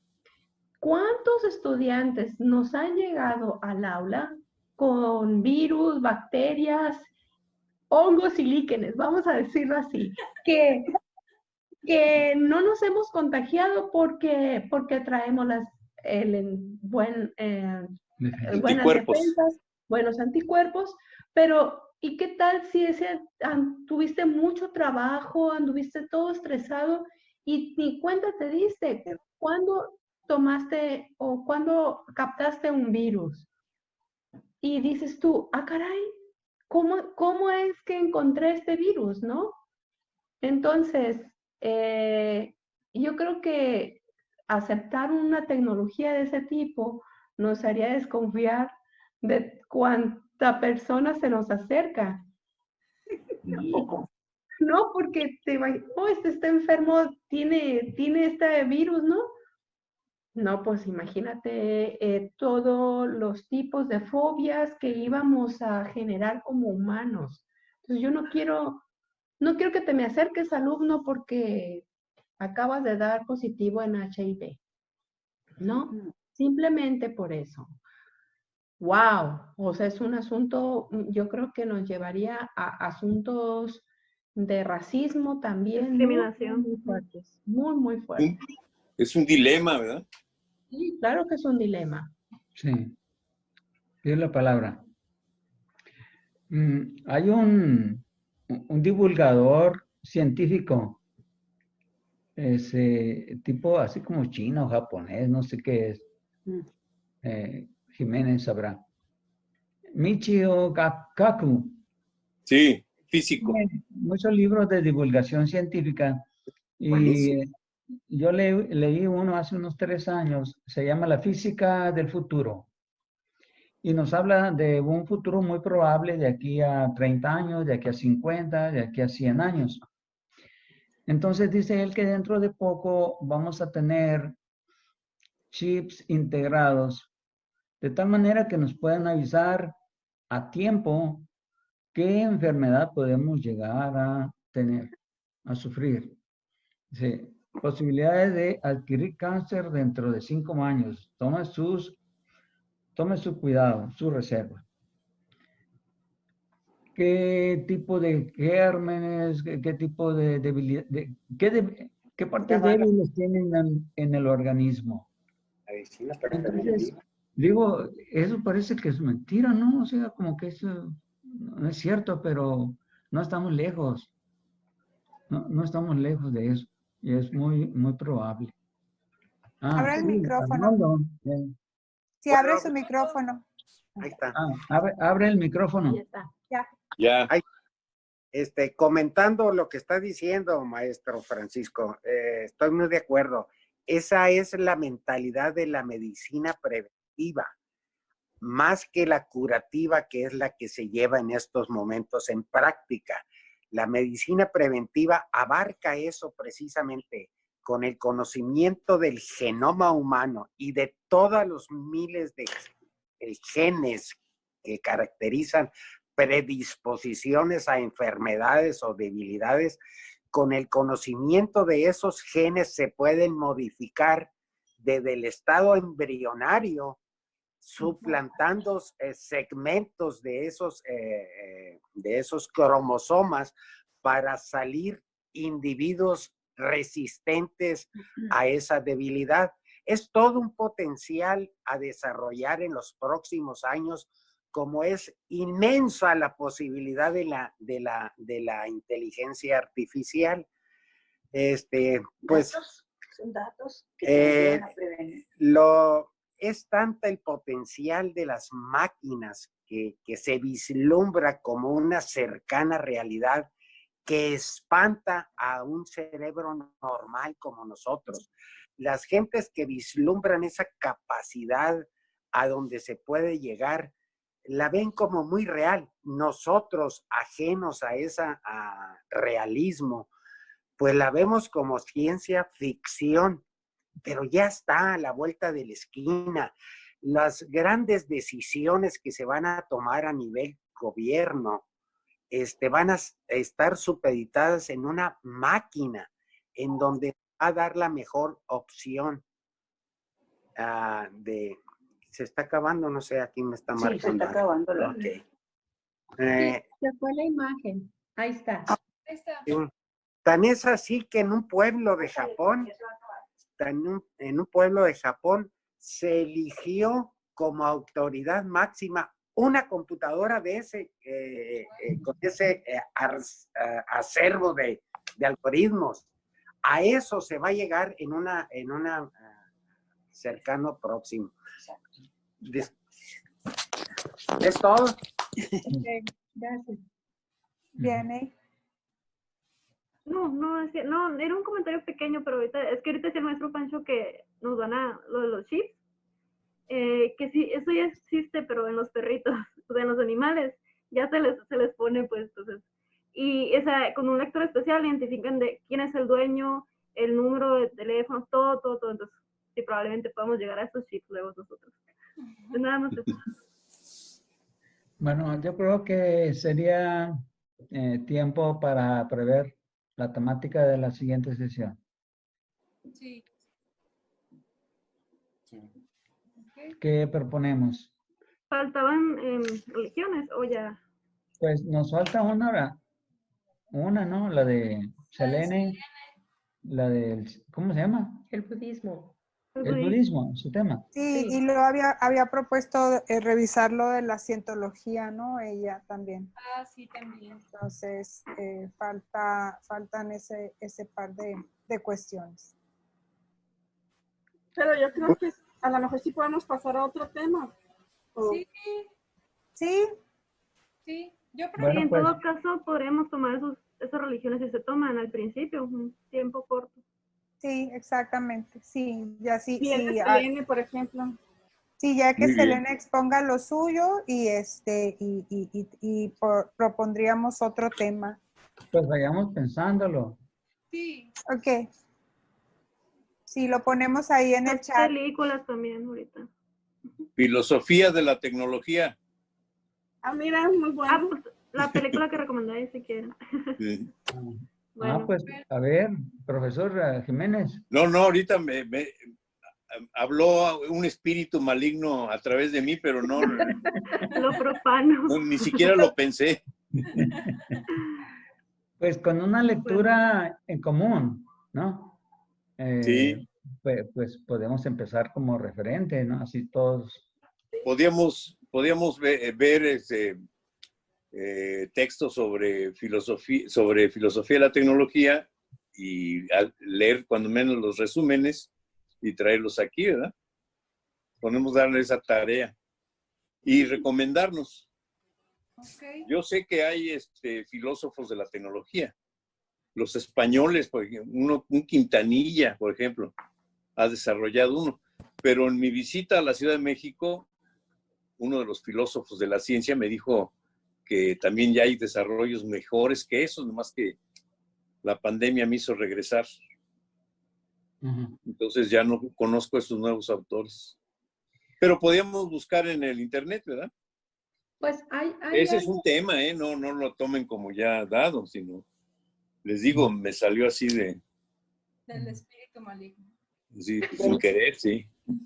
No, pues algo Lo relacionado pondríamos. con eso es una nueva forma de pensar que se llama poshumanismo, Ah, sí. que generó toda una serie de conversaciones y hay un libro. Creo que por ahí tengo el artículo base o la entrevista base, pues si les interesa podríamos hablar un poquito de ese Sí. tema. Sí, sería Está padre. bien. Nos lo mandas, por favor. Es sobre el sujeto cyborg y todo eso. Entonces, ¿Perdón? ¿Es sobre el sujeto cyborg y todo eso o cómo? Sí. Ah, ok. Sí, está bien. Sí, que está muy relacionado con lo que está hablando Francisco, ¿no? Pero ya aplicado como integrado al individuo ya, ¿no? entonces Ok.